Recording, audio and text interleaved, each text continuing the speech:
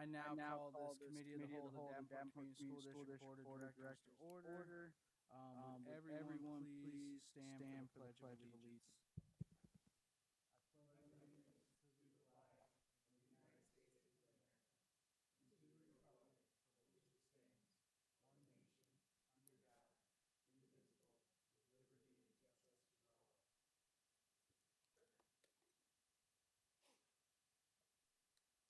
Thank you. Thank you.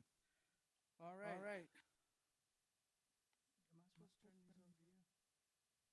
All right. All right. Up for our only only agenda item tonight is our ISB board training. Tonight we have Lou and the executive director Lisa Bartusik, as well as Harry Heigenthal participating via Zoom.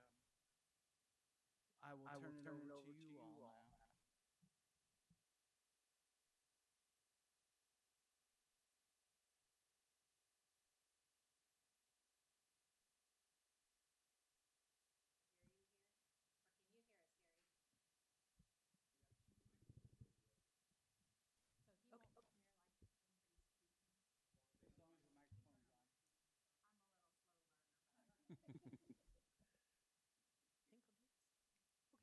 Can you hear us, Harry? Now I can. I'm wondering if you have to push your microphones for me to be able to hear you. I did. Thank you. And Perfect. I said glowing comments about you, Harry. Well, you Well, it's good. It's good I didn't hear them, but record them. I'll get them to my wife. Okay. So as I said, Davenport School Board, thanks so much for having us, all of us. But I have to tell you, I have a special moment today because it's my first time to see all of you together and to say congratulations. I got to say that to by email to Dan and TJ. But congratulations on the milestone that you have done that no other school board in our state has ever done, which is go through an accreditation process and come out stronger on the other side. And I get to say I'm so proud to say that I get to know you for what you've done. So I know it took a lot of hard work. And now the real hard work's ahead, right? Is to become the district you really want to be. So with that, I think I'm turning it over to Harry because we have some reflections, but you're going to start. Is that right, Harry?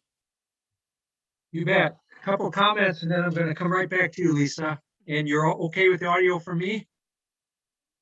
Great.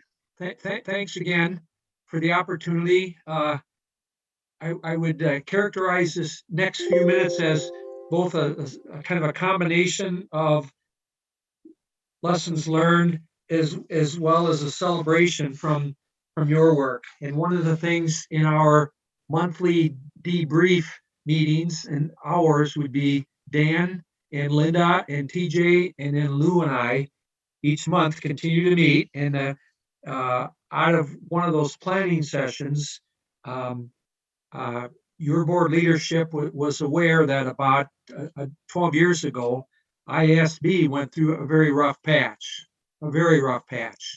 And as an association, we were under intense scrutiny by the legislature, a legislative oversight committee, the media, and a host of others. And that was a very rough ride. And I think as we look back, there are some parallels from our experience as an association governed by a board made up of about 15 members from across the state. Some parallels, though we're not a school district, parallels with your role as a board and a board superintendent team, providing leadership through hard times and more importantly, not being stuck there, but moving forward. And how do you take those lessons learned and what helped our organization move forward and likely some parallels that you might be able to draw from that. So with that in mind, Lisa, if you would share, I was interim for a few months there when we were kind of right in the throes of challenging circumstances, And after that, there were a couple of interim leaders, and then Lisa became long-term director and have been there, what, 8 years, Lisa, if I counted right, something like that. So, Lisa, if you would please just share some overall insights, life after the storm, in a sense, and what has helped from your perspective as a leader of ISB and observing the board's work. Uh, things you observed and learned, Lisa, in what it meant for leadership of the organization. And how many days do we have? Yeah. And Harry, did you want to refer to a certain page that we want folks to listen for insights? Yeah, please, if you, on page one, just if something Lisa or I share catches your attention, just jot a word or two down or a thought, an insight. And likewise, if you have questions, just jot down a word or two and we'll take some time toward the end of this segment and kind of respond to questions and places you might want to probe. So with that, thanks, Lisa.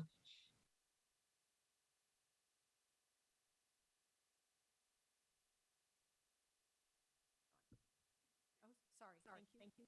This period in IASB's history goes by several names now. It's called by staff the dark years. Um, by me, it's called the heart attack. At 65 years old, the Iowa Association of School Boards had a debilitating health crisis that nearly killed us. Reputationally, we lost members. As Harry said, it was a bad time. But in the end, that heart attack made us stronger. Um, we worked really hard to get healthy, and now I'd say we're marathon ready to run the marathon. So lessons learned from the heart attack. There are a lot, but one thing I think our board did right away was put in place. After they rectified the immediate situation, which was to put in place a leader people could trust, and that was Harry. To tell you the truth, a good move IASB board to name Harry as an interim, because people did know Harry and trusted him. And then he did the heart and swim and actually say something nice about you, Harry. One of the first things he did was for us at that time, right, under this intense public scrutiny, was simply to say to the members, we are sorry. IASB has let you down. You deserve more from our organization. But then moved on to work through, I would say, a couple years, Harry, of with then an interim. Harry was pulled into duty. Well, because no one else was going to do it, but another interim let Harry do what he was really good at, which was work with boards, of just being under fire, auditors, attorneys, government things. But by the time, the big lesson learned I wanted to share with you is by the time our board got through all that hard part, where I think they were kind of felt under assault, and things started to settle down a little bit. The headlines started to stop, and the government oversight things. They did one thing that I think was a turning point for IASB, and that was to come together as a board. It was 2012, so 2 years of being under assault in 2012, and adopt a strategic plan.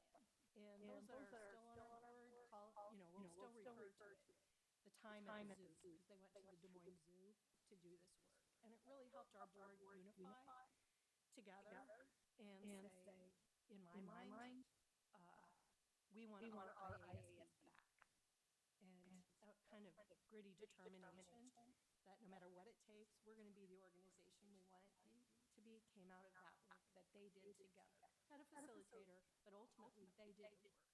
And they established our mission, our vision, our 3 goals, which were what we're about is board development, helping boards be effective, advocacy for public education, and then at the time in 2012, it was financial security, because we were way off kilter in our ability to be a sustainable organization. Since then, that third goal has turned into organizational excellence. We're more solid financially, but now we have to work on all of our excellence as an organization. So that strategic plan time got communicated for me as an exec in applying for the job in 2014, knowing that plan was in place and that I could see this is the work I wanted to do, and that we could use those simple things to hang all of our work on made a huge difference. And we communicated the simple things that we were, what we were about, our values, and those three big goals: effective school boards, advocacy, and then accountability for the funds that you invested. I use that work as a leader with our staff to work to continue to rebuild our culture, and that's another takeaway I have as the CEO is how much culture building we had to do, because our staff that had stayed with IASB through that intense negative scrutiny, like this one,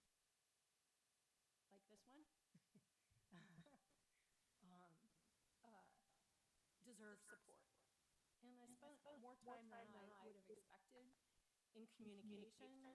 And the prior executive director from 2012 to 2014, Tom Downs, spent a huge amount of time just healing people who'd been embarrassed and hurt. Because who wants to work for an organization that's on the front page of the register every day for weeks? I had one staff member tell me, I'm embarrassed to go out to dinner because I see the newspaper on the stand there that talks about us. So it was both that listening, conversations with our staff and our members who were, some of them quite mad, and deservedly so, to try to bring the organization together with its people, but then the mix of the kind of culture building and conversations was way to make the trains run on time. We have to absolutely deliver results. We weren't getting things done. People were distracted by fighting fires. And the weaknesses that existed to allow the dark years to happen, which was some malfeasance among key staff members and then the board. In my opinion, the board of directors at the time responded as quickly as possible, but it did take time for the board to respond. And by then the damage was done. So my lesson was, it took 65 years to build up an organization, and about 6 months to virtually destroy it. So making the trains run in time is the metaphor I use for ensuring we were structured right with our staff in the right places, with the right amount of work to do, the right supports to do that, and delivering the results we promised. So culture building and making the trains run on time. And I tie those to that strategic plan because every year we could identify our annual objectives. What we're going to accomplish this year, what's our next step, and then celebrate the wins when we accomplished it. We didn't work on everything at once. We didn't say, well, that'll have to wait. We're going to work in this area. There's only so much time and attention that the board and the leaders have. And that's hard to choose. And then my last one beyond that is I know that myself as the executive director, I had to do, like you know, the bulk of the work with the staff, and I represent us externally. Our board really looked internally at itself and structured itself. And I think each board president that I had the pleasure to work with especially knows that their intent is to build a structure that not only models excellence in board governance, but ensures that, well, you can never say never, But the dark years, we're going to have a whole lot of harder time ever happening to prevent the damage that occurred. And so some examples that they keep the strategic planning cycle alive. We're about to do a new one in July, and it's part of board orientation. There's an orientation process every January.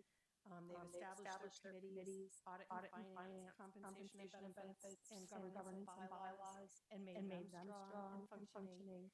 And it works for them. I'm not recommending that you model what the IASB board does, but rather that you work on the structure that works best for you, which would allow me to take one side comment.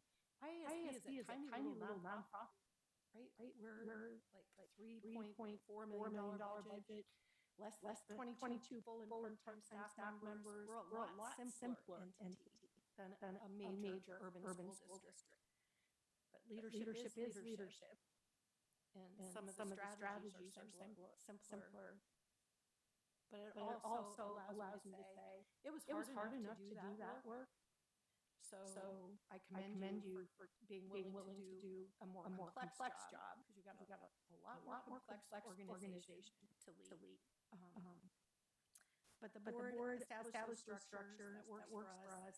They adopted the federal nonprofit guidance as their standards of best practice. In nonprofit lingo, if you're familiar, it's the Internal Revenue Service 992 standard. And the key is that they can point to those standards in their monthly work. Every meeting opens with declaring, does anyone have a conflict of interest? As an example, it's built into the culture of the board and their operations. I'll just give you one more example, because I think that's important that the board could tie its practices directly to the systems they were trying to build, both from vision and strategic planning to operations that prevent damage in the future. Part of the dark years was that the executive director managed to give herself over $100,000 raise without board approval. So that should have happened. So now there is a clear structure in policy that's implemented every year to review executive compensation. Who does it, when they do it, what forms they fill out when they do it, and when they act on it. It's built into the operations of the board and policy. And then, of course, the staff are educated. No matter what I say, not a staff member at IASB is going to let me give myself a raise. And that's the way you would want. And I guess I use that as an example from IASB because it shows the integrity and operational structure they were striving to build.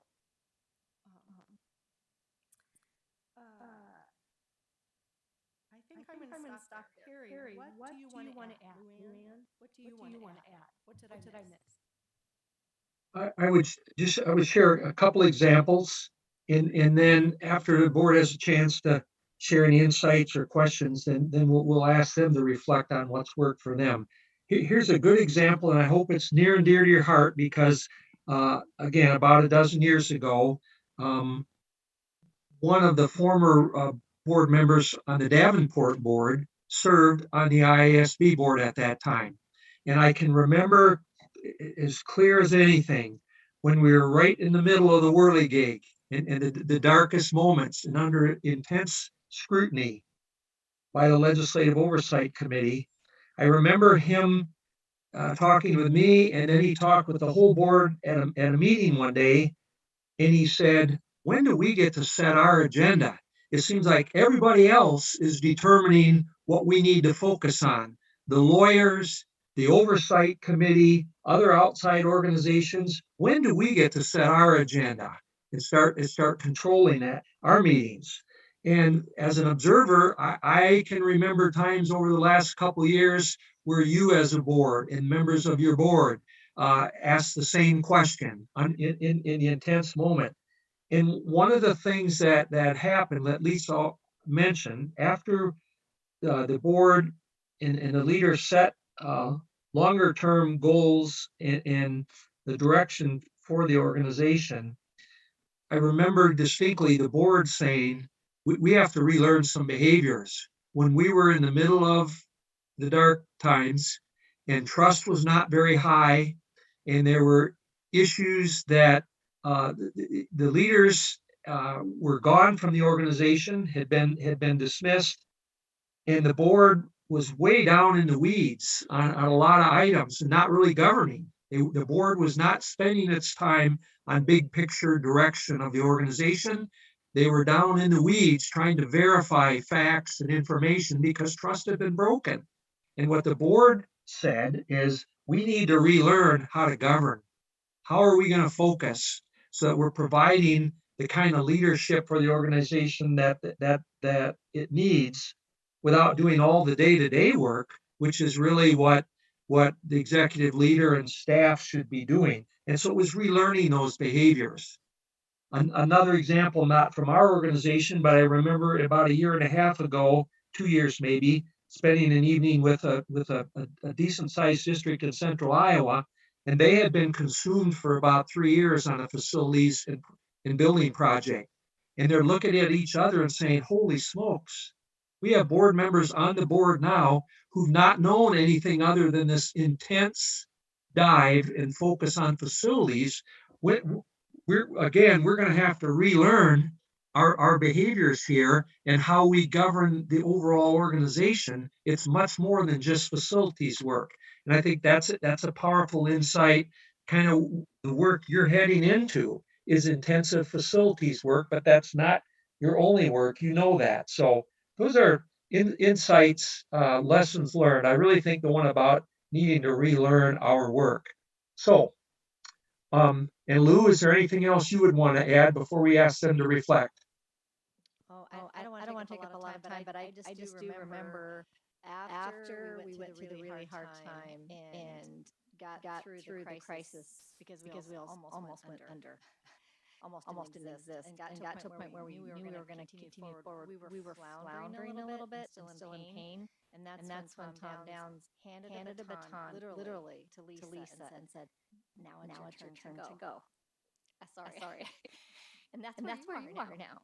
You're getting through it, and now you can really set your agenda and go forward and really take this moment and seize it and go forward. And that's really cool to witness. And we experienced that, and now you are. So we're excited for that. Absolutely. So would you just take a minute and skimming at page 1, if you have a particular insight, just jot down a word or two, or if you already did that. President Gosa would just like to just around the room real quickly, if there's an insight that each board member or Superintendent Schneckloff would want to share, or a question that you'd want to ask of Lisa, Lou, or me. We'd be good with that. So give you half a minute to get your thoughts collected. And then what's an insight, an aha, an observation, a parallel, whatever, or a question?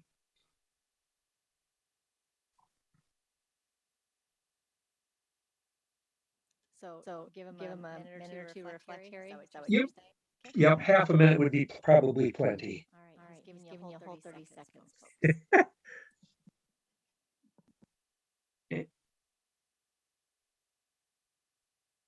And then President Gosa, if we could just around the room real quickly, you could share or pass, but aha, insight, or a question you want to ask of us. And Dan's handing it to me. Thanks, Dan. So, Alrighty, great. So with that, I'll start with Dan. That backfired on me real quick. And you were wanting like key insights from our perspective of what our board went through. Yep, or that you heard from us. You might find saying, hey, I haven't thought of that, or yep, we're experiencing something similar. Yeah. I would tell you one of the biggest things was taking ownership of things. Because I don't know how to say that. Predecessors didn't do that and didn't take accountability for things. I mean, whether it was all of us that did it or not, we took ownership of it, and uh, made our apologies that there were mistakes made, and then kind of moved from there, rather than letting it hold us down. I think that was probably one of my biggest takeaways with that. I think through the whole process, it's made us a better board. We're always at the forefront is what's best for the students and stuff like that. So. Thanks, Dan. So I think we'll just go ahead and go this way. Linda, do you want to share? I think one of my main things was accountability. We were given information, and when we asked for data or something to validate what we were told, we were getting pushback and didn't really push the issue to make sure we got what we needed. So now, everyone is held accountable for whatever it is that needs to be done. And our story, I can kind of empathize with what you all went through too, because we had periods of being in the paper, being on the news, and it's like, oh my God, what next? But basically, you just own up to it, like Dan said, and go forward and try to do better. But I think my key thing would be accountability. Thank you, Linda. How about you, Bruce? The whole thing reminded me just the grief cycle that we went through. At first, you were like, "You people are nuts. What's the matter with you?" And then we were mad. How dare you? A bunch of unelected bureaucrats. There's still a bunch of unelected bureaucrats. But and then we finally had to sort of accept the fact that we were the fish on the hook. And then I think since that time as a board, we get along a whole lot better. I mean, they externally imposed a set of circumstances to which we had to function. And at first we didn't like it. Nobody likes to be told what to do. I don't like to be told what to do. My wife knows that. But I think in the long run, we came out at the end with a greater understanding of what we need to do as individual board members and as a collective board to make sure we provide the services we're here to provide for the kids in the district. Thanks, Bruce. Karen, your insights? So since I'm new to the board, I haven't been a part of most of this process. I just get to celebrate the good times, which doesn't really seem fair. But one of the insights from Lisa was recognizing and acknowledging those who have stuck around through the dark years. And I know we have several board members that have been here through all of it and beyond, and I'm so thankful for all the work that you guys have done. I think we owe that same recognition to the staff in the buildings that have stayed through the whole process as well. They have done a lot as well. Thanks for sharing, and don't feel guilty for not being here. I can tell you that when new staff came that weren't part of the stuff that we went through, they brought in new energy and positivity that really helped the rest of us. So that for what that's worth. Same with the board. Yeah. Karen, what about you?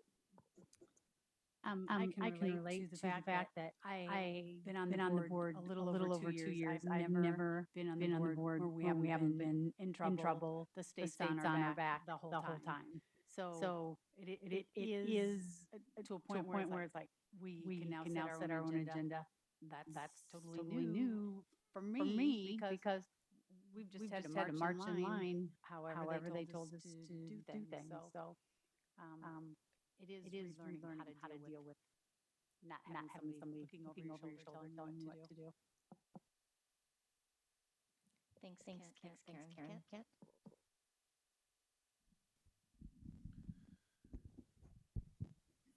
It seems like we've been playing catch up for the last couple of years, just trying to correct basically decisions that were not made, and then we're paying for it now. So it's been frustrating to have to spend all our time on some of those items instead of focusing on student achievement. I think some good things that came out of this. I think we have a very sound committee structure now. The committees are active. The committees are focused. So I think that's going to be a big help. Keeping in mind that the committees serve the whole board, and so we can't make sure that we become compartmentalized and just do our own thing.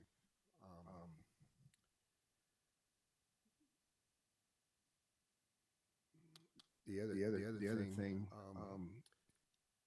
I think we have to be careful about is that we don't start patting ourselves on the back too much because we're a long ways from where we need to be. When you look at our early literacy, you look at absenteeism, dropout prevention. These are things that really concern me, and if we're going to improve student achievement, those areas are going to have to be addressed. But again, we are in much better shape than we were 2 years ago. Thanks, Kent. Allison? Well, the first thing I thought was sort of strange parallels, the way you guys described your experience, and then how I sort of see our experience as well. And I remember those days when it was like every day in the paper, or I'd see Davenport pop up, and I'm like, oh no, what's going to be this time? And that was even before the state stepped in. I just felt like it was negative a lot. So it's nice to see an organization that's sort of fully on the other side of things. And I think Bruce said it. It's a brief period. People will sort of forget. I don't want to say forget because we can't forget. We have to make sure that we don't go back to where we were. But the further away we get from mismanagement or whatever term we choose to describe it, the easier it will be to sort of not feel like it's hanging over your head. I guess is the way I'm thinking of it. So that's kind of my big thing. There's light at the end of the tunnel. Thanks for sharing. TJ. I think my biggest takeaway from listening to you reflect is where we are right now. You use the term make sure the trains run on time. And I think that's one of the things that we are doing and need to continue doing to build the culture. If you look, we settled on contracts first. They were respectable. We started our staffing way earlier than we ever have. We're doing our retirement dinner, our growing excellence awards are moving forward. When those types of things repeated over time, what I think I heard you say is what builds back your culture. We're also going through our what does strategic planning look like for us, because we stopped our teaching and learning plan. We focused on what we were directed to focus on, and now we have the ability to focus on what we think is important. But what does that look like? And so that's I'm glad to hear you say that was critical to your development, because that's exactly the direction we have the Davenport plan right now. And that was directed to us, and we got used to that. But what does that look like from school board to district-wide goals, to building goals, to family community impact? So that to me is where those are my key insights from what you're talking, because that's where we are. Like okay, now make sure the trains run on time. And I didn't realize how, because I'm always thinking of ways to help build back the culture, but really making sure the trains run on time is how you build back the trust in the culture. So that was my big takeaway from your guys' reflection. Great. You want to make comments? Zach, go ahead. Yeah, I would just add, in Lou, I'm thinking it's already moved us into that second page, so I'm going to abbreviate that piece. you can turn to page 2. If there's a burning question of Lisa, Lou, or me, we'd be glad to answer it about our situation. And if there's not a burning question, we'll just slide into page 2 here. Anybody have a burning question about from what we shared? So in terms of other culture building items, what were the top two things other than making sure the trains run on time? That just jump right to your brain.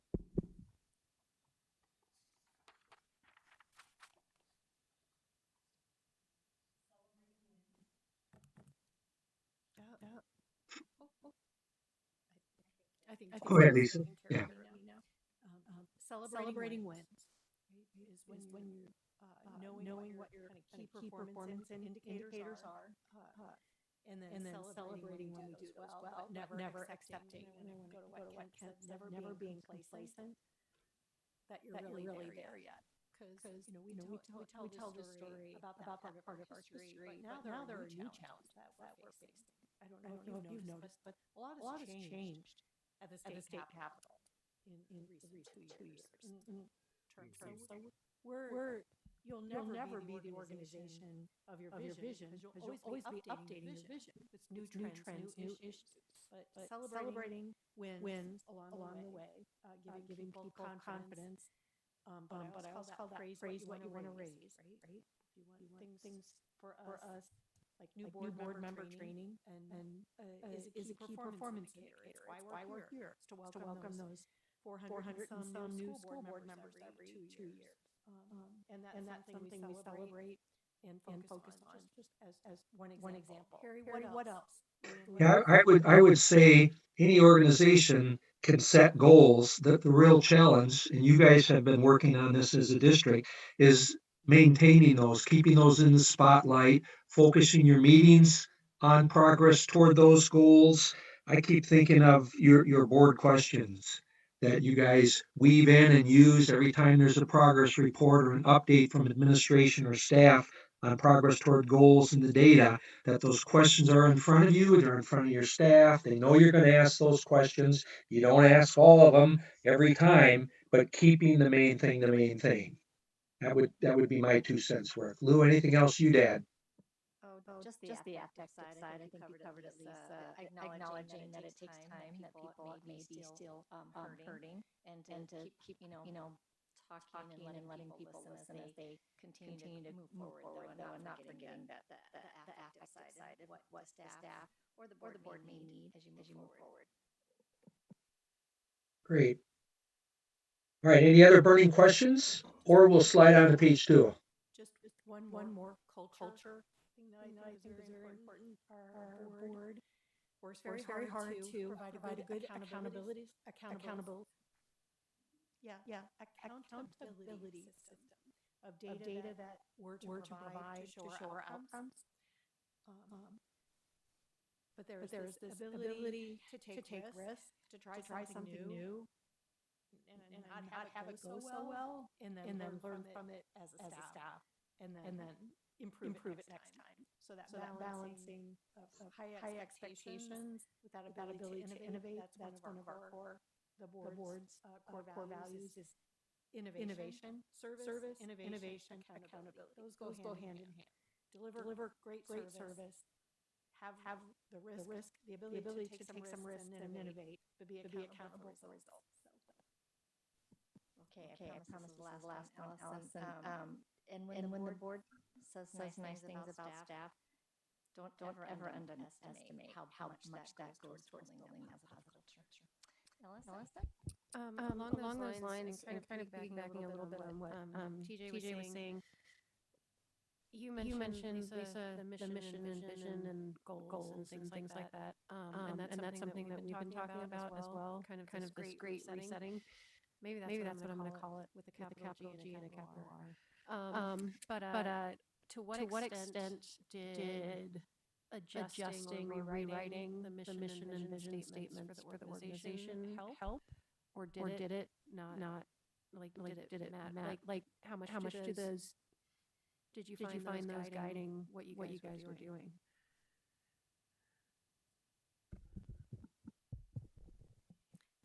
excellent question. So, I would say what really helps is to, that process of writing your mission and vision. It matters most to the people who do it at the time. Our words, right, that we own because we helped create them.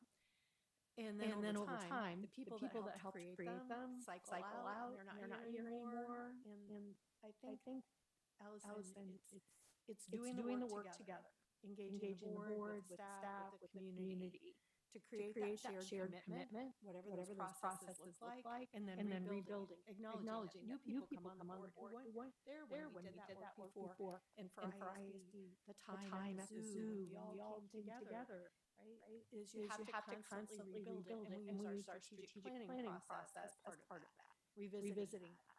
And I orient every new staff member about why those are important. And it's not the activity every 5 years. It's using that cycle as part of knitting the board and the staff together, and the community of members for us, about where you're going and why.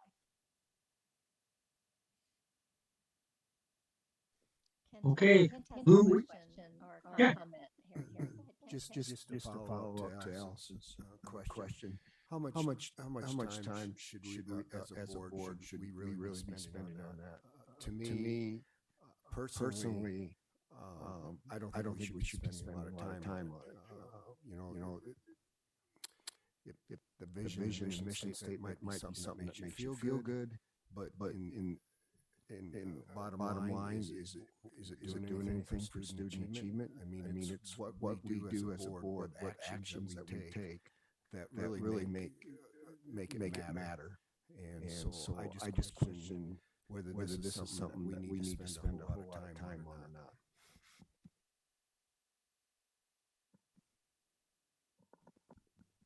My answer is you have to decide what the balance is. And then you have to live it. The important thing is living. I'll just quote one of our board members who said, I hate strategic planning, but I really like what we do. Because they could see that it turned from that work, the more high level, the words we put on the wall, and for you that could come through your mission and vision or your branding work. I mean, what do I know about you? Creating excellence. I see it everywhere I look. What do you stand for? And then delivering results, using data to hold the system accountable, as Linda said. And you have to find that balance that motivates people to come together, and then knowing that it's doing the work that actually causes that success. Harry, do you want to make a comment about clarity or focus? I was thinking in response, this is partially Lou, to Kent's comment about we're not. I don't find myself advocating that organizations or districts have to spend hours and hours and hours and hours recrafting the mission or vision. It might be a quick look in terms of is this still applicable, and get the energy behind what are our actions and goals and how well are they aligned with that vision. Can we connect the dots that the things we're doing, as you said, Kent, and the decisions we're making are actually moving us in the desired direction? And so that's my quick take. And you get at that clarity in your district will help see that clarity by how you're spending your time in relation to the mission, vision, and goals. That's my quick take. We okay, Lou, as you observe around the room? Can we slide on to page 2 and the next couple of pages after that now? Sure. You want to set it up? Right. You bet. I would just a quick comment about page 2, and I'm going to use the example. I think it was Kent said earlier about. I want you to think about just name one thing. You don't have to elaborate on it, but just identify one thing one board action that has helped you make progress on your board soup goals and or helped you make progress on receiving state accreditation over the last couple of years. And Kent, your example earlier was we have a sound committee structure that's focused. and it's the committee operating on behalf of the whole board, not the other way around, that the committee's there to serve the board. So that's a nice crisp example of an action you guys have taken. Repeats are good. Would just volunteers quickly share what's something concrete, a board action, a step you've taken that's helped you make progress? Doesn't mean everything's in order, but it's helped you make progress the last couple of years. For me, it's been our work with ISD, with the workshops and trainings that we've had and our monthly debriefs. I think that's helped us to become a more cohesive board. Thank you. Somebody else?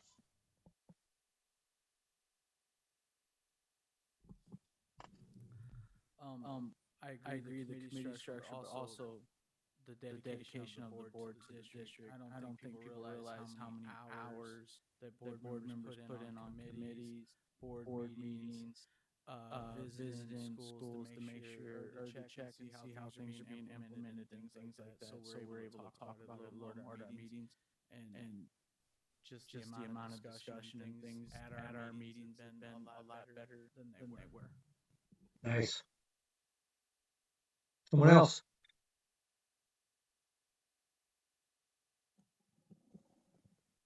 We've also set up a calendar so that we have the superintendent's evaluation every quarter instead of just coming to the end of the year and going, oh yeah, we better do this. I mean, we're very focused on okay, what needs to happen in May, what happens in June, what happens in July, what issues we have to address. And I think that timeline and calendar has kept us more on task. Nice. Yeah, I think we've increased our financial literacy in how the board can oversee the finances of the district. And that Larry, what's his name? Gary? The money guy who talks out of the ceiling. Yeah, Gary Sinclair? Yeah. He's been a real asset. Cool. Anyone else that hasn't had a chance to weigh in yet? I think One one of the things that moves this group farthest, fastest, is the fact that there's an agenda committee, there's a discussion, and there's an action. When I think about in October, middle of November, 2018, this board was seeing things like reduce 72 people on a Thursday night and have to do it on a Monday, programs and the trauma associated with that. So this board is very protective of that, and the information that is needed to make a decision is they're seeking. We put out a Friday report every week, and they read it. I can tell they read it, and that's really important. So they're using information to make decisions and ask questions, and also it's helping build trust back with the administration. That's the big thing that I noticed.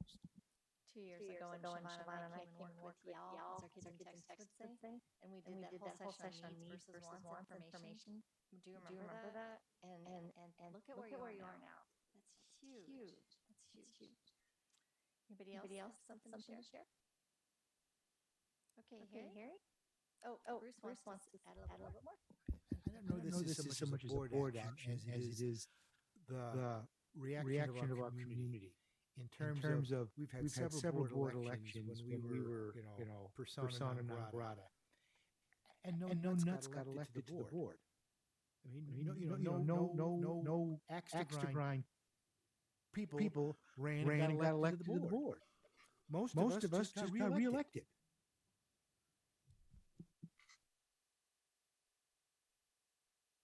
Thank you. Anyone else? Last call, or we'll slide forward. I think we can move on, Harry. Great. Lou, my take would be when we move to the protocols, let's go to with C and D about what's been tested, especially as you think about the facilities work so far, and D, what might be challenging moving forward. Okay. Okay, sounds good. So we're going to look at page three, which are your information flow operating protocols. And Karen, don't know how much you have actually seen this document, maybe once or twice since you came on the board, but this was developed, gosh, I think a year and a half ago here it began, and it's been in a work in progress ever since. So we work to keep it raising it to your level of consciousness, because as it's getting ingrained into your habits of practice, it's helpful to stop and talk about it every now and then. So we just have a couple discussion questions for you. So the operating protocols are on page three, but let's take a look at page five. Is that what you're talking about, Harry? And so of those questions, which ones do you want us to focus on, Harry? One, two, or three? You're muted. Yes, I'm thinking 2 and 3. Sorry. Okay. So let's just have you look at your protocol. And we're just going to focus on questions two and three and have a little bit of individual reflection time. And then we'll just do some group sharing out like we are now before we move into some smaller group activity. So which of these protocols have been noticeably tested during this last couple of years? You've been through a lot. And so probably not hard to think about how some of these protocols have been challenging to stick with. Which have been tested? And which might be the most challenging to follow during the long-term facility work that you have coming up. Just doing a little bit of forecasting on that. Okay? So let's have you just do a little bit of reflection and we'll share out.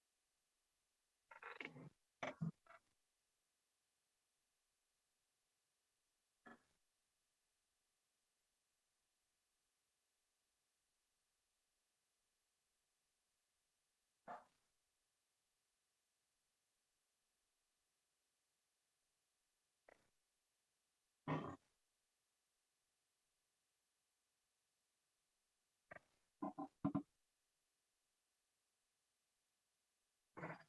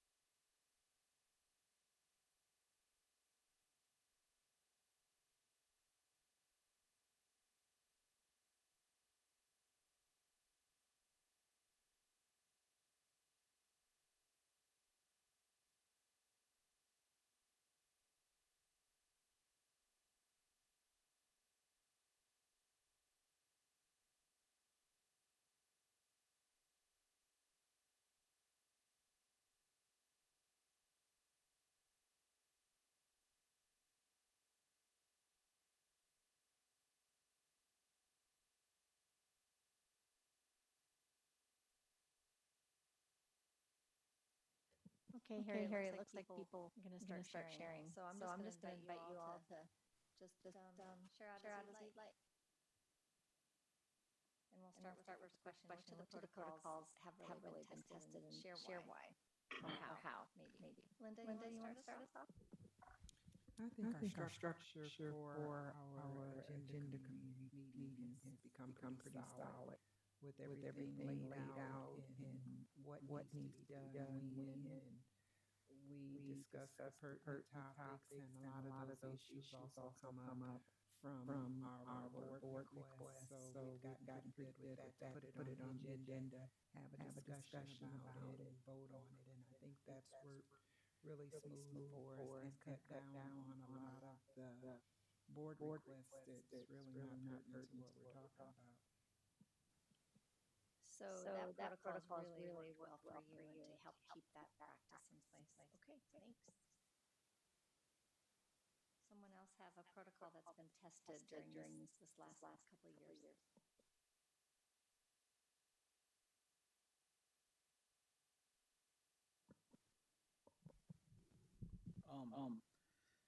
You kind of left it broad in the past 2 years. I would say almost every one of them.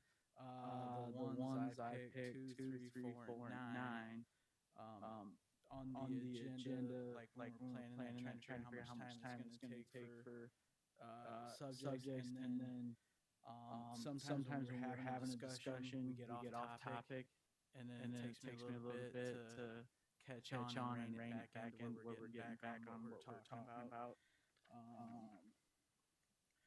And then when we first started doing the committees, it was a little bit different. The committees weren't like we had to get it established that as we serve on committees serve at the pleasure of the board. And then I think this one's the biggest one. When questions arise between meetings with the superintendent, I think some of our staff go straight to board members, and we let that happen. And then it affects things at the board table when we do discussions and things like that. Because obviously every staff member is going to advocate for their building or their programs and things like that, and then it gets things sideways at a meeting. So that's been a huge one. And then that kind of is number 9. When you get especially because this is going to be something we're going to have a lot to deal with here coming down the road, long range facilities plan and things like that.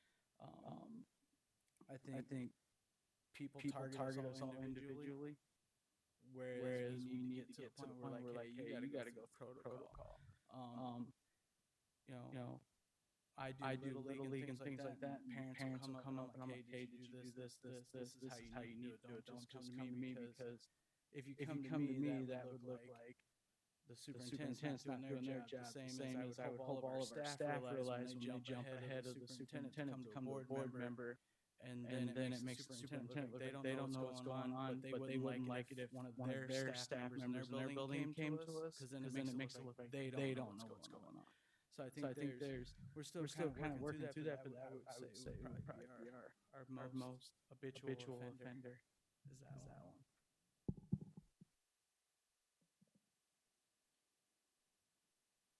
Thanks, Dan. Anybody else have insights to share? Or affirm something you've heard? I would affirm what the board members have said, and the example that I gave earlier, blindside board members, and I think we established protocols to prevent the blindsiding of one another representing a team format. And I'll never forget when Thomas Mays, when we got our accreditation back, he said, never forget, as long as it took you to get into something, oftentimes takes just as long to get out. And so that there was a void, and everybody in this room wanted to jump in and help carry that water and fix that.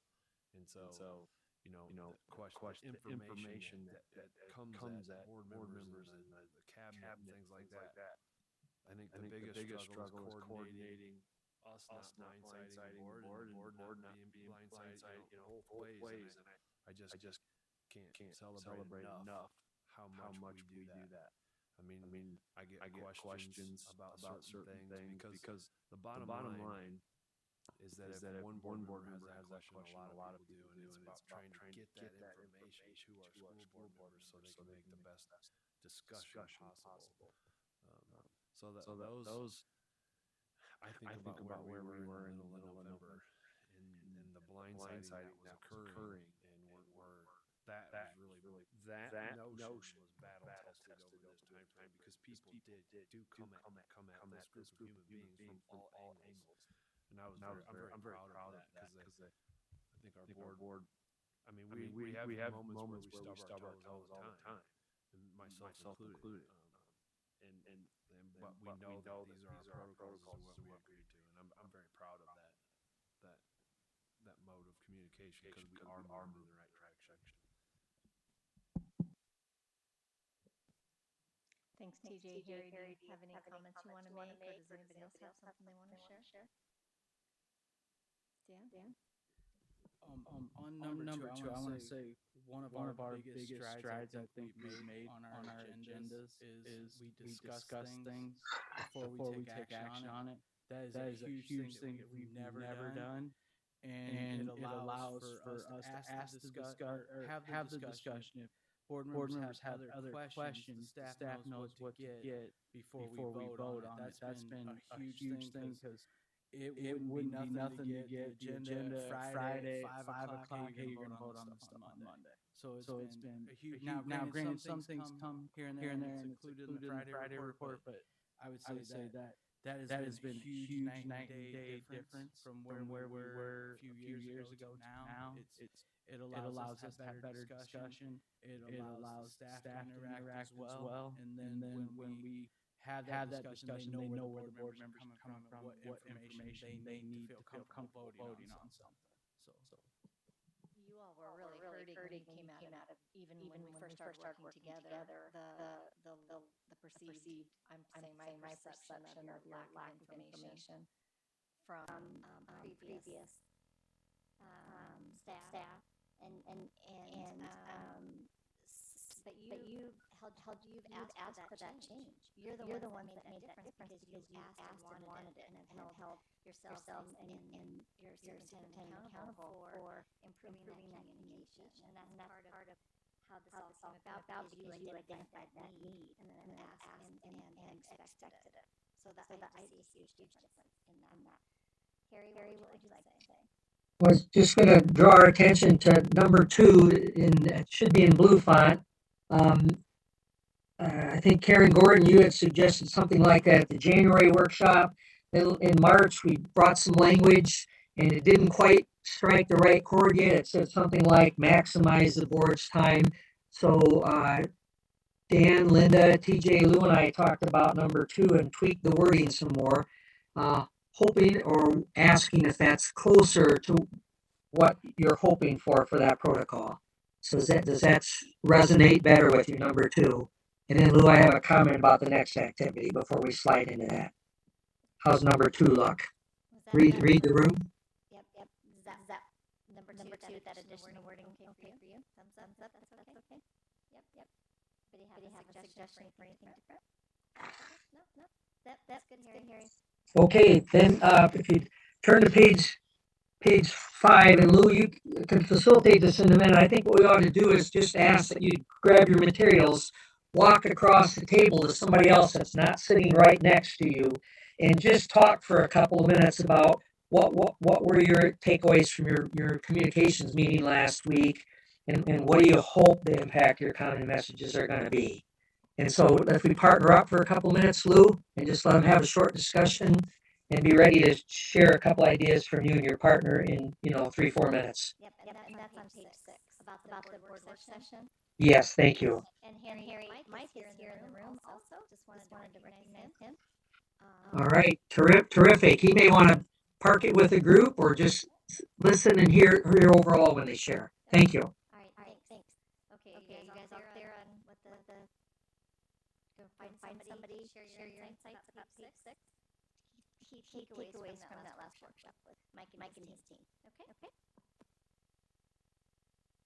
Thanks for moving around. Appreciate it.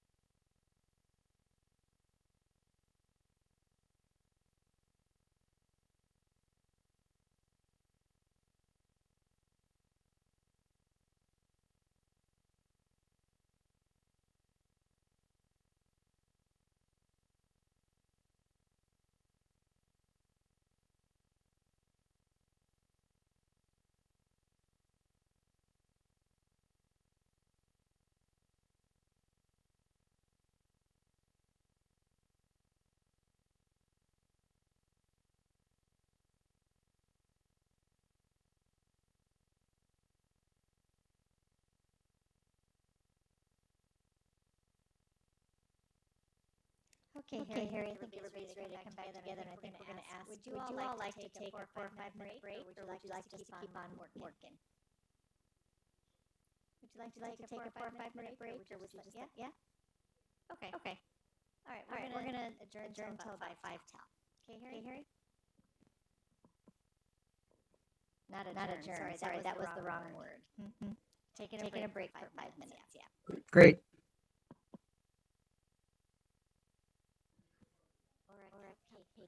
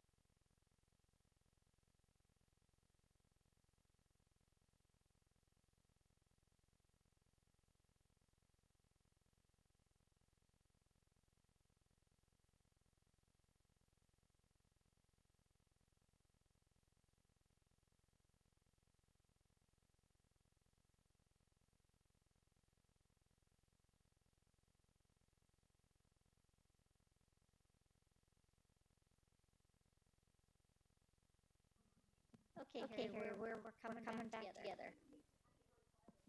Perfect. Want to do lead a quick debrief, Lou, on those questions on page 6, and then we'll move to the last activity.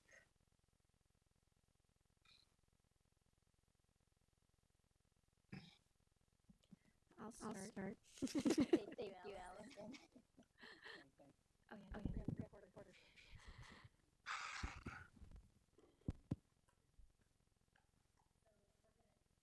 We're just going to do a quick debrief on your discussion from page 6 and then we'll move on. So, Karen Gordon and I were chatting, and our key takeaways were really how important it is for us to have a unified front and unified responses about the long-range facilities planning, despite whatever personal opinions we may have. And that I don't know is a very valid answer if you don't actually know.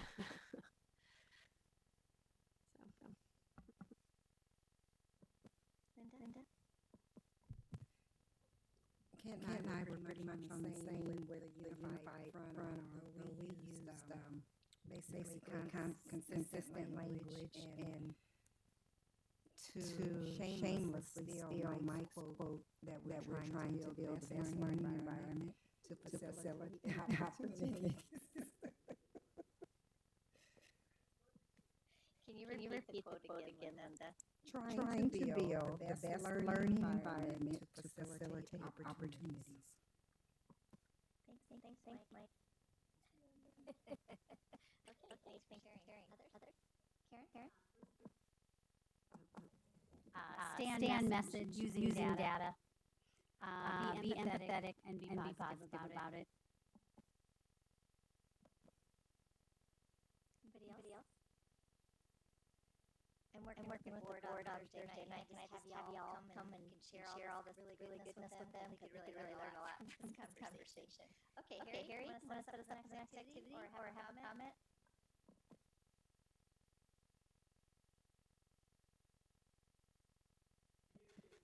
Harry, unmute. You're muted.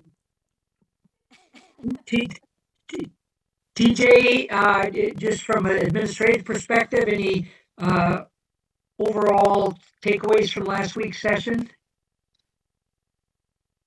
No, I think our board members summed it up perfect, Harry. All right, sounds good.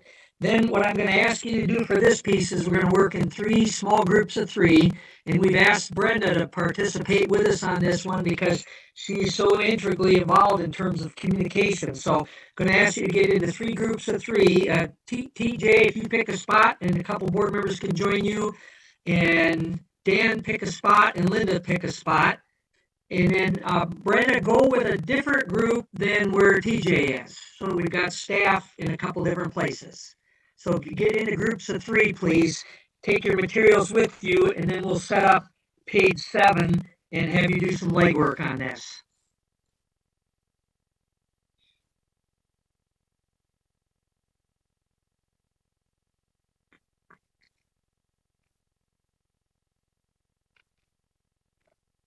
So Dan with a couple board members, Linda with a couple, and TJ.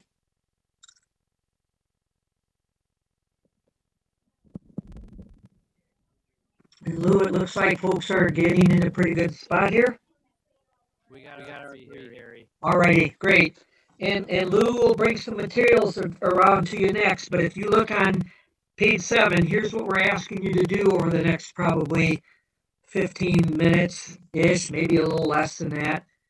But first, we just ask you right now before you start sharing, just individually, we want you to be thinking about what situations, what conversations may have already come up when constituents or staff communicate with you about facilities, or what might come up in the coming months. And individually, just jot down a couple of situations. You don't have to write the whole situation, but get a couple of words down.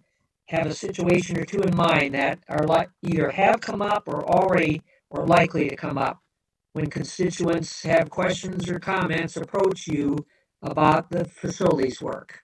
What have you bumped into already? What do you expect is going to come up that might be hard?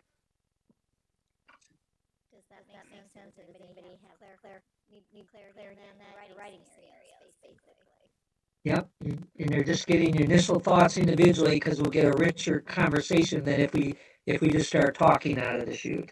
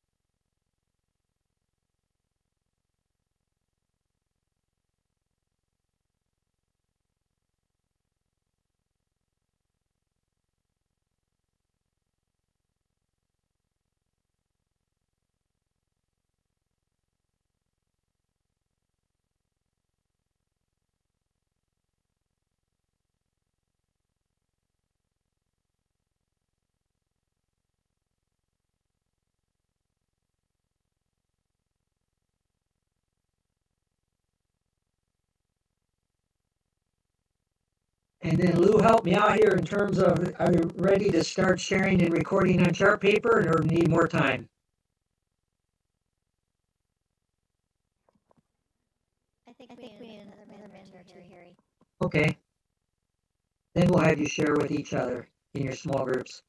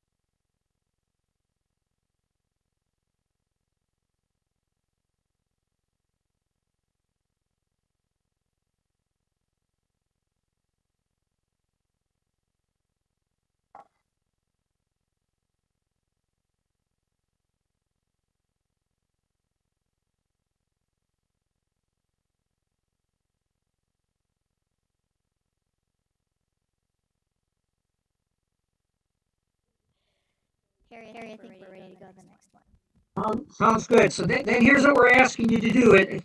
The next few minutes, concentrate on steps 2 and 3. Quickly share your situations. I've been approached with this sort of question or this sort of comment, or here's something I envision that's going to be challenging. And then the three of you choose, so share your ideas, and then pick one of those scenarios. And just in a sentence or two in pretty large font, like 2-3 inches tall on a piece of chart paper, capture a couple of phrases or a sentence or two that summarizes the situation. Getting approached about topic X or Y, or here's a hard question somebody's asked you, or here was an awkward moment, whatever. Get that summarized in a sentence or two on chart paper. And then on your second piece of chart paper, for this scenario, the three of you please talk about what are a couple thoughts, a couple ideas that you might share in response to that situation.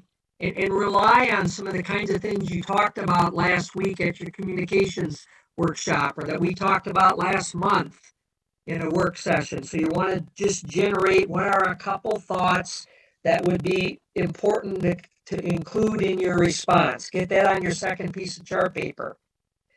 If you have time, you could repeat that with another scenario, but if you got one good scenario with some thoughts down, we have enough to share and even do a test run in a few minutes. So share your situations, pick one, flush it out a little further, generate some thoughts, capture those on chart paper, and be ready to share those with a large group in a few minutes. Lou, anything else you'd add about directions? No, I think you nailed it, Harry. Thanks. Okay, you're the taskmaster. Let me know when you're ready for the next part. Okay, thanks. Mm-hmm. They're drawing short straws to see who has to be the recorder. One criteria is whoever has the most legible handwriting. That would not be me.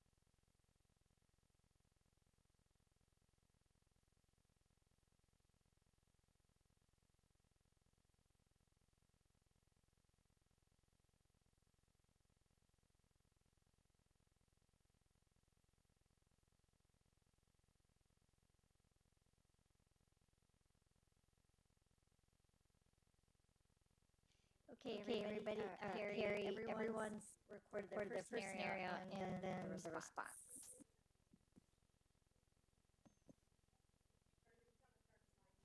Had to unmute myself. They've reported on their chart paper. Have other groups seen those, or are we at a good spot they can share?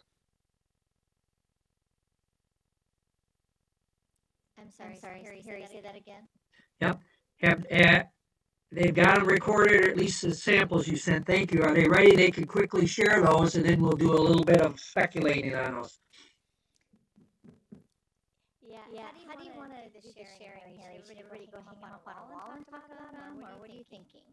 Yeah, that's what I'm thinking. At least get the scenario up first, and I'll help lead the other groups.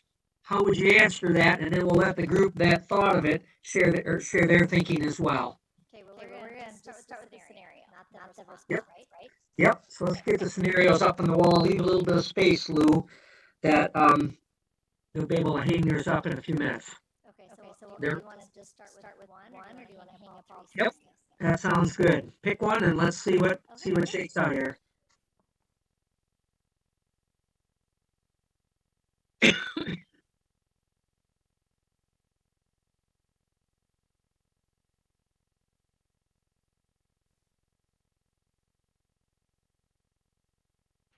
Okay, Harry, we have our first scenario that's going to go up, although some people want to put all three of them up. So should we just Great. should we just put it over there, Alan, on that wall?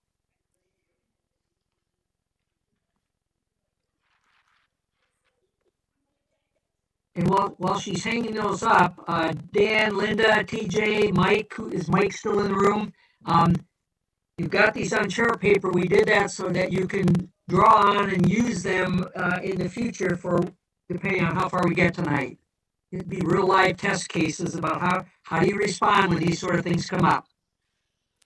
Okay, we're going to go ahead and hang out all three scenarios, so we can start with the first one, Harry. Good. And would you pick one, Lou? Read it out loud real quickly. That's from my old eyes, virtual from afar. Yep. And then I'll set up the next discussion around that.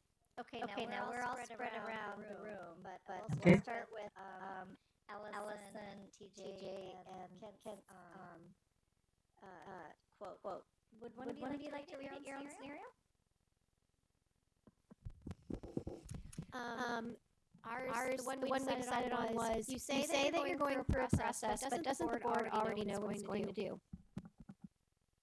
Okay, so each threesome, talk for a few minutes, just a couple of minutes about what are your initial impressions, how would you respond when that comes up, what would you draw from among your talking points or thoughts here, how would you respond to that? And then Allison, TJ, and Kent will have you guys share your thinking in a couple of minutes. How would you respond? What would be your initial thoughts from your work so far the last month on messages, and last week in particular?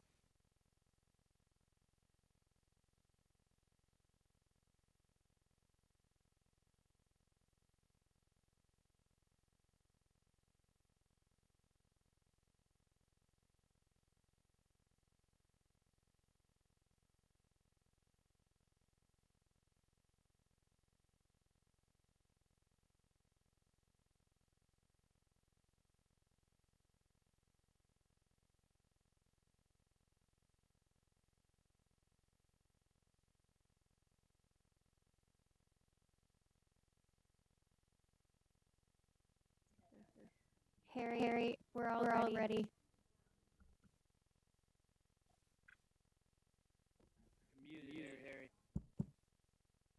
Yeah, I'm muting myself. So, Dan, your group, how would you guys respond? What would be those magic words that you hope would roll off your tongue when you encounter this sort of scenario? Well, Harry, we just discussed this, and I've been asked this question actually, and I told them all that we have a long-range facilities plan committee made up of community members that are putting together the pathways and things like that. Board has not influenced that in any way, so we're kind of outside and letting them hone it down, so then the board can take the information the community has provided to us from there. So purposely, I think the majority of the board members haven't been at those meetings. I know Bruce and I are on the committee, and we did make it a point where they're there to let them know, hey, we just kind of were here to observe this one. We're not here to influence in any way. Just kind of see out the process, because I think people don't realize what goes into the decision making, how many factors you have to consider, and things like that. So it's kind of been nice for us because we're able to step back from that part of it and let the community do a lot of the heavy lift on that. Karen and Brenda in your group, Dan? Yes, sir. I'm really testing these old eyes. Karen and Brenda, any other insights you would have when you encounter this kind of scenario?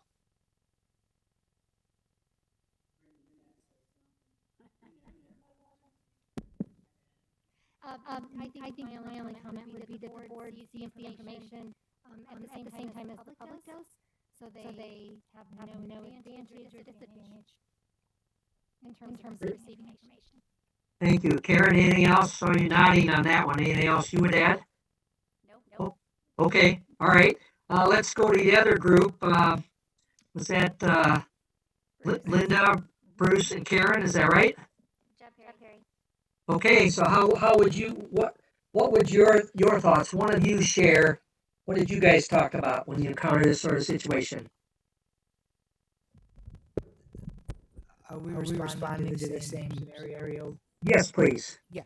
I think one of the things we would respond by saying that this community group is made up of teachers from every building, aren't from every building, and general community members. That we're sending a survey out to every address in this district to get the public feedback. And that data that's being used to draw us to these conclusions is public for anyone to see. It's right there. It's hard data that's been generated by this large ranging community, and that we have not predetermined anything.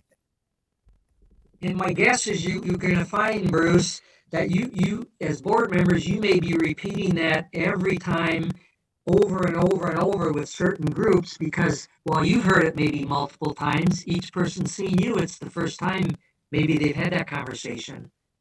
Linda or Karen, any other insights that crossed your mind as you think about this scenario? No, Bruce pretty much covered it for us. Okay, now let's go to the originating group. Allison, TJ, Kent. What was your thinking? And then after you've shared, we'll just have you put your chart paper up on the wall below your scenario. What did you guys talk about?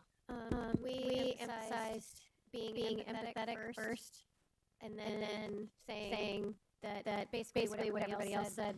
We had input from a wide variety of people that did not include the board and a professional firm. And we are building a better learning environment for our students, utilizing. I can't remember what I wrote. TJ's hanging it up right now. Okay, the quote from the workshop with Mike, right? The input data to make the best decisions. Great. And by the time we get back to the original group, your group, Allison, look how much consistency is already emerging just because you're intentional in spending some time on these sort of things. Lou, let's go to another group scenario. So either Dan or Linda's group. Pick one, please, Lou. You can see them better than I can. We call it the what about what ifs. Where you get random questions like what about my kid's school, or what about the curriculum that's going to be where my kid's going, or how's my kid going to get to school, or what's going to happen to teachers in my building, or am I going to still get bus transportation? Just those personal individual concerns that the public or citizens or parents or teachers or kids will have. Coaches may have the same. Well, am I going to still be able to coach that team? Or what's going to happen in band? That sort of thing. Thanks, Bruce. So each group just take a couple minutes, revisit the what about kind of situation. And Bruce, yours, Linda, and Karen's group, you guys press yourself. Is there anything else? Do a second quick look at it. Is there anything else in addition to what you have on your chart paper that you might add? And we'll hear from all of you in a couple of minutes. All right, how would you respond?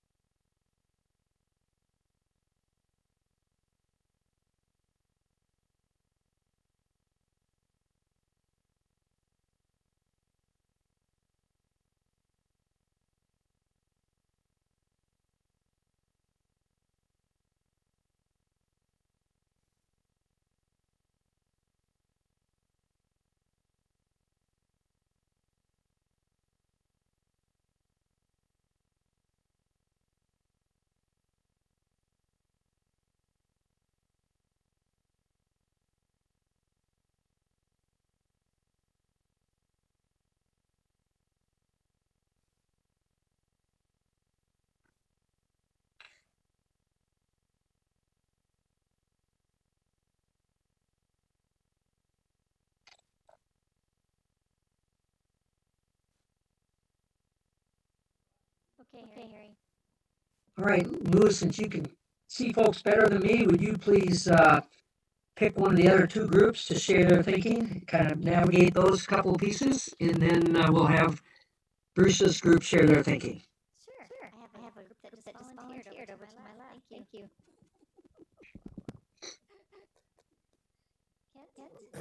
Well, number one is we just said that we're looking at planning facilities right now, so we're not necessarily looking at transportation or curriculum. Our focus right now will be on facilities only, and then after that decision is made, then we look at how some of these other things will be implemented.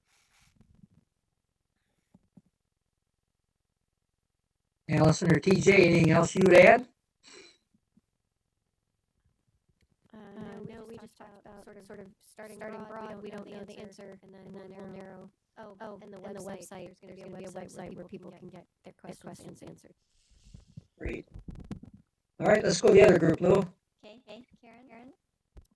Can't still our answer. That we are looking at the data and we are only focused on building the facilities, making sure that we have the best facilities for our learning environments. And right now that's all we're focused on. Nice. And again, it helps to hear the consistency, and I would attribute your past work and current work to that. Dan, did I interrupt you there? He said that Karen stole his answer. All right. Okay. And Bruce, Linda, and Karen, your thoughts, and then would one of you put your chart paper up there? What did you guys think when you identified this scenario? Well, the good news is it seems like we're on the same page as everyone else in the room. We first came at it with empathy. I understand. This is hard. And then just we're trying to create the best learning environment for all of our students. And that's what it comes down to. Great. And I think back to the word empathy. Also, That came up we're going to last. follow board protocol and give the phone number to the superintendent to all these people. Was that office number, cell number, or both? And the president too. Okay. All right, let's repeat this with the third scenario.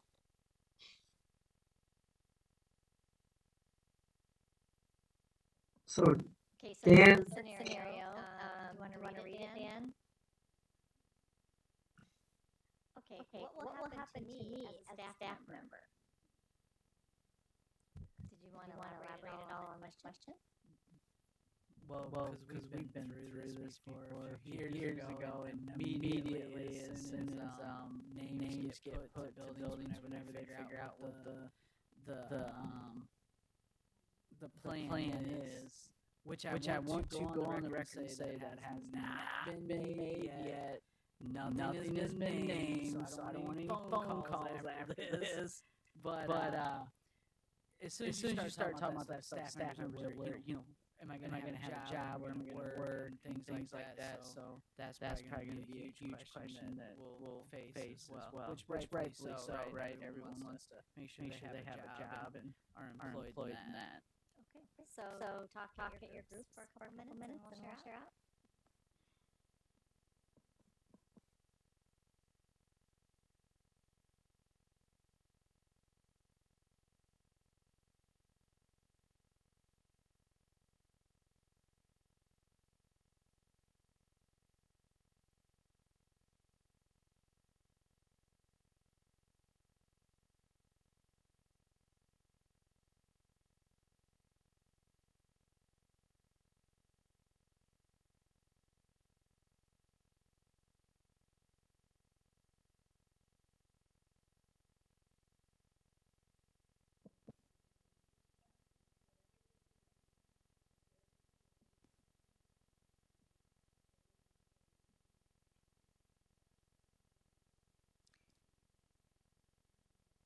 Okay, so we'll finish, wrap it up, get ready to share out.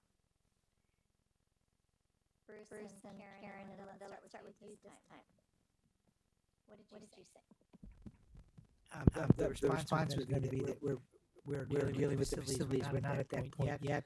But when we come to that point, it's going to affect your building. There will be a plan in place, as there always has been whenever we have had some sort of a large transfer of staff in the district. There'll be a plan in place that everybody will know about. And this is hard. We understand. Thanks, Karen. Linda, anything else to add?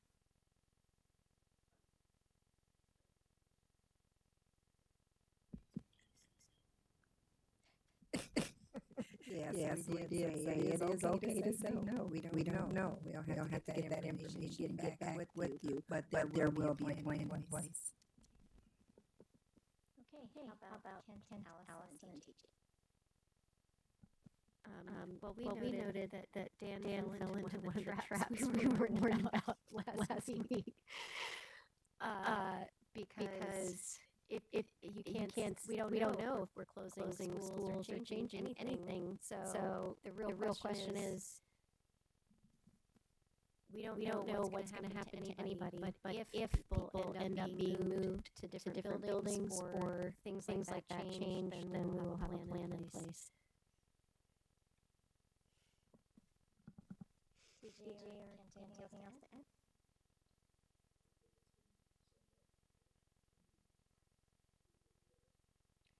Harry saying that they are pretty much summed up by the first group. Okay. Got it. So now Brenda's going to hang up the response. Karen, do you want to share your response? And that is why I threw the disclaimer out there when I was talking about this. But our response will be focused. Right now we're focusing on facilities creating positive learning environments. Eventually staffing will be addressed. The plan will be clearly communicated. So a related question for all of you, and just take 1 minute, and it's not on a sheet anywhere. Talk with your small group. Do you think the nature of the kinds of comments or questions you're going to receive from community or staff over the next 6 months are going to change? Do you think they're going to evolve, or do you think there'll be a lot of the same static questions just repeated over? Talk with your teammates. What do you think and why?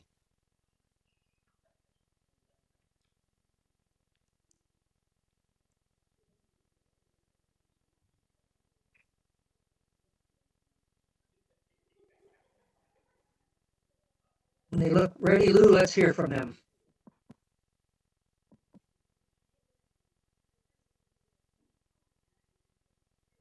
Okay, let's go around the room and see what you're saying for the hearing question. I'll start. Thanks, Stephen. So right now we're still in the beginning phases, but as it becomes more technical, being grounded to our pillars and what we believe in and how we arrived here are going to be critical. And so we discussed our last one having sessions like this to continue to digest the information where we can answer as unified as possible. This is really impressive. I mean, this is a blind answering of these questions, and they're almost all identical. That's pretty impressive. And I did this to, you know how when you're preparing for a play and you get so tired of doing your lines, and then when it's time to do the play, you're ready for that environment. It kind of feels like that. For me, a practice and you finally prepare for the event. That's what that feels like to me. So for us, this heavily preparing us for the environment that we're in, and it'll continue to build on itself as we move forward. But I think to continue to pay attention to the language. And I would just add to that Linda, Dan, TJ, and their conversations, part of why we're running this tonight, important pieces, because they said, we think we probably would benefit from some continued conversation like this and apply these, put them to use. So, cool. Luke, can I add that? Yeah. So the other thing that I think is really important about this is the language as a governance language, because I think at our last session, the community tries to drag board members into a management level question. And that was really highlighted out of last conversation. And I noticed that all the board members are, like when Bruce said, you need to talk to the superintendent. Well, we're going to have a website answering all those questions and potentially put out a video. And I appreciate that plug, Bruce. Thanks, TJ. Karen, Brenda, Dan. I think some questions will change over 6 months, but it also though will remain very personal. How will this affect my family? How will this affect my student? How will this affect me? It will, a lot of it within the district will remain. How is this going to impact me, my family, my job? And that's helpful to recognize that, isn't it? Just even knowing that that's going to happen, so you're ready to be empathetic and know that it's because it is an impact to families. Thank you. Dan or Brenda, anything else to add? I'm just going to give a plug for our board and administration. I think this is awesome that we're having these discussions, which is live on YouTube. All of the meeting minutes from long-range plans are posted on the website. All of our meeting minutes are on the website, so no one can say they didn't know and we weren't being transparent. And then the fact of having the community and staff members on that committee that's doing all that work, I mean, that's a huge testament to where Davenport was, to where Davenport is now. Every board member, is dedicated to being transparent and open with our community as well as our staff. So it's helping us gain credibility back from where we were. Thank you for letting me get my shameless plug in. How about Linda, Karen, or Bruce? I think that for the most questions are going to stay the same. I said they may evolve somewhat because as time goes on, there's going to be rumors that come out from people who claim to know people who know someone who made a decision somewhere at some point in time. And so things will get more personal, but it'll still be the same type of question, Karen, that they'll be personal to those people, and our response will be the same. Thanks. Anything else, Bruce or Linda?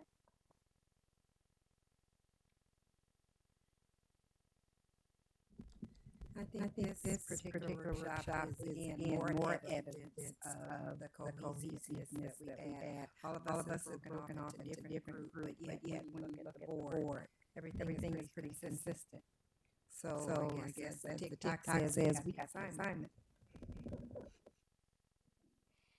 Okay, Harry. And I'm thinking back too as you move forward and you hit those phases where the district and the committee is at a point and the board is making decisions that will eventually have ramifications potentially for staff, et cetera. Then, as TJ said, if you continue to occasionally have some discussions and exercises like tonight, that ought to help you be more proactive and stay out in front of what's coming. My guess is that Mike and the communications staff will be hearing themes that they can share with you as well. So that if I'm in your shoes, a couple of months from now, maybe sooner, whatever, I'm looking toward maybe another conversation like this that kind of helps you spruce up and be ready for whatever you anticipate the next round of questions or comments are so that you're unified and consistent in your answers.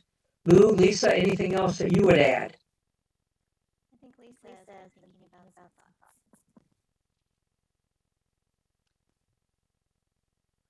Justin told me to pull it up. Okay. So what struck me tonight is that you have these board operating protocols that are very concrete and actionable. You all know what they mean. But they have led you to really talk about informed decision making as a board. How do we have the data we need, the time we need to discuss it, the ability of our community to be transparent with the community so they know these decisions are being made, good processes in place, and that's the highest level of governance, right? Is that ability to make informed decisions. And then my second observation is you've talked about the common message. Well, that doesn't mean when you come back to the board table ultimately to make the decision that you're going to agree on what the right solution is, right? You can see it differently. And that's where it's okay at the board table to vet those out and ultimately take your vote. And I think that's important to communicate in your own head too. That where we're working on the common messages is about a good process that allows us to make good decisions that in a transparent way that has community support. And then at the end of your decision, even if you disagreed about it at the board table, coming out with a common message about where you're going, which is its own set of work for another night. So kudos to you. Harry, go ahead. They've worked hard tonight, Lou, so I think we're at a spot where we would just ask them to quickly fill out the feedback sheet before they leave. And I think we've probably run this and squeezed every ounce of good thought we have had out of the process. That next page in your packet is something that we would leave for board leadership and TJ to think about, or any of those questions on page 8, something that as a next step you would want to debrief or talk about. But we've squeezed all your energy out of you tonight. Sound good by you? Yep. So would you take a few minutes and fill out the evaluation worksheet? It's on the last page. And this helps Lou and I figure out where we have missteps or things we need to strengthen in our future work with you guys. My final thought is the word I think of when I think of your team. I'm back to Kent's comment earlier. There's a lot of important things we're not done yet, which is true. The encouraging part I want you to hear from us is you are coachable. You seek advice and you draw on it and use it. And we see continuing evidence of that. And that's an encouraging piece for us to work with you, because you take the information that you discuss and are provided, you chew on it, and you put pieces of it to use. Lou, closing comment for you? Thanks for your leadership, willingness to continue to serve, and your commitment to learning. As we like to say, your learning is a gift that you give to your district. So thank you. Thanks to Justin. I feel like I'm on stage.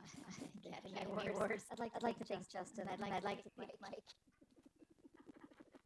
Thanks It's not easy doing this from afar, but it's great seeing you and working with you as always. And those who are betting we'd be here till at least 8 or after, you're not, okay? Not on our account.